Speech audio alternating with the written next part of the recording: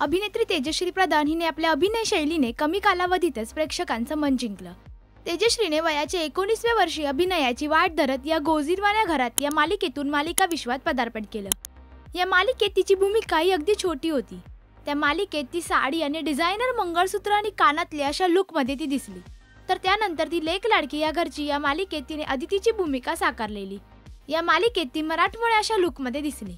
त्यानंतर ती झळकली ते झी मराठीवरील होणारा सून मी या घरची या मालिकेत। या मालिकेत जान्हवीची भूमिका साकारत ती घराघरात पोहोचली।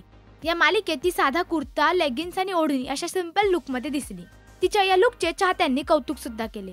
या मालिकेत जर कशाची जास्त चर्चा झाली असेल तर ती तिच्या मंगळसूत्राची। या मालिकेत तिने 3 पदरी असलेलं मंगळसूत्र घातलेलं। या मंगळसूत्राला चाहते जान्हवी मंगळसूत्र असे म्हणू लागले। पुन्हा एकदा ती दिसली ते झी मराठीवरील अग्गबाई सासूबाई या मालिकेत निवेदिता सराफ सोबत।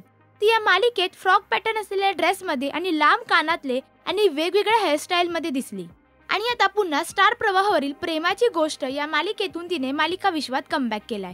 या मालिकेत ती डिझायनर किंवा सिंपल साडी आणि त्यावर डिझायनर ब्लाउज या लुकमध्ये दिसते।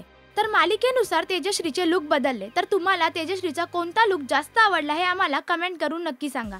मराठी टेलिव्हिजन विश्वातील बातम्या, अपडेट्स आणि गॉसिपसाठी तुम्ही सबस्क्राइब करा राजश्री मराठी शोबज।